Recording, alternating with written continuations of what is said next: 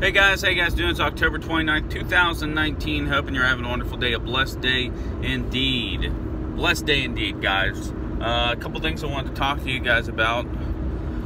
First, al-Baghdadi. Al-Baghdadi died like a coward, taking his own life as Spec Op forces bared down on him. He killed three of his children when he took his own life with a suicide vest. Okay.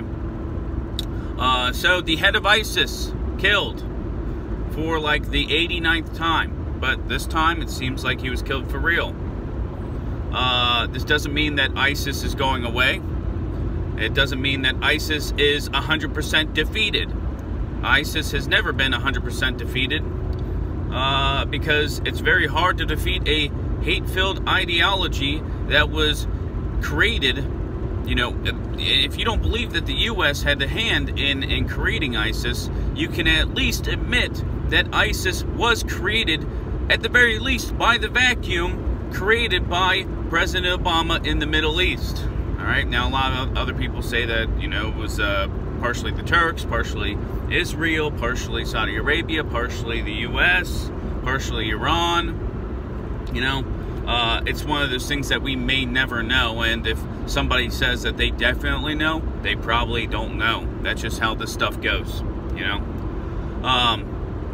So al-Baghdadi was killed, all right, big moment. A lot of people talked about it being like when Osama bin Laden was killed. And, you know, when Osama bin Laden was killed, I was actually in the military. I was in the U.S. Navy, and I remember someone coming and running, knocking on my barracks door and saying, dude, we got him. We got him. Bin Laden's dead. And I remember just the huge party that erupted on our base. My God. Huge party. And it really made me think, you know, I wonder if guys who are serving now, guys who are in that same barracks room that I was at, you know, are they celebrating now like we did back when Bin Laden was killed? I don't know. Makes me think. Makes me wonder. It was back when I was young and gullible and ignorant. The good old days, right? Ignorance is bliss. So al-Baghdadi is dead. Benjamin Netanyahu of Israel. All right, he came out. This actually came out before yesterday. It came out, I want to say, 4 or 5 days ago. Israeli intelligence and Israeli media have been stating that Iran has been moving cruise missiles to Yemen in an apparent imminent attack against Israel and Israeli assets. Okay, now a lot of people took that with a grain of salt. Then yesterday, Benjamin Netanyahu, Bibi, came out and said the same thing. He said that Iran and Iranian proxies were getting ready to strike Israel with cruise missiles that were delivered by Iran. Okay? So all eyes currently on Israel.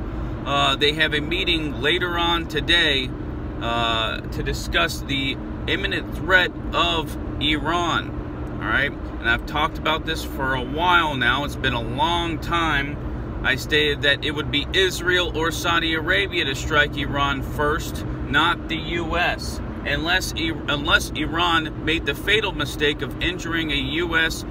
life, we would see no strike by the U.S., rather a strike from Israel or Saudi Arabia, and that would kick off the war with Iran. All right. A lot of people have been talking about November 3rd in Seattle. You know, I try not to divulge too much into these conspiracy theories,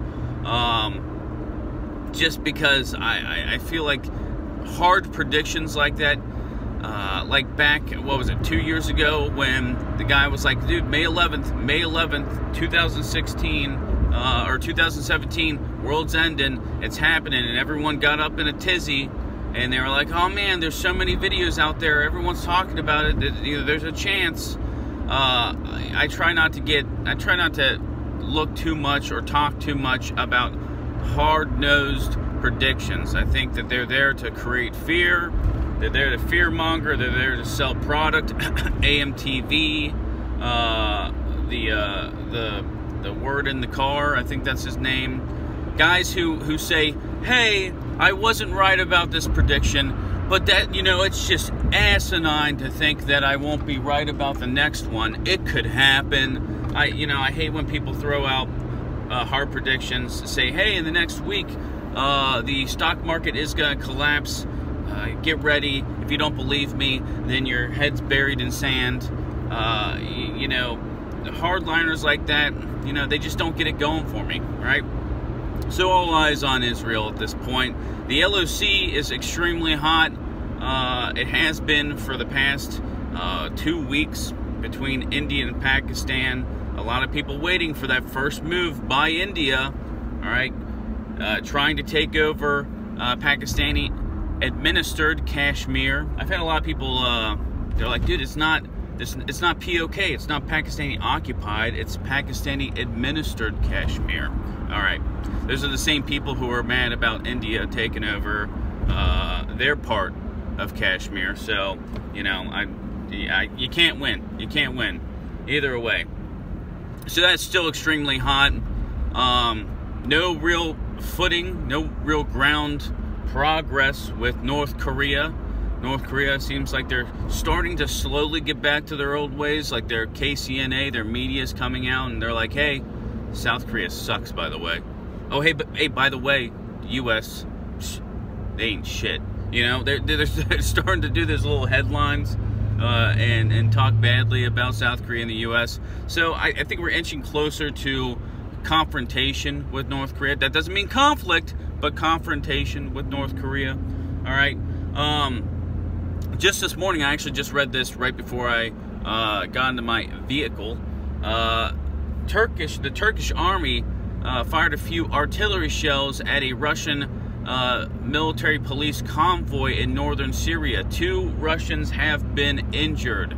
There's also reports that the Turkish army has captured some Syrian army soldiers. All right. So northern Syria, still a shit show, still something to watch. All right.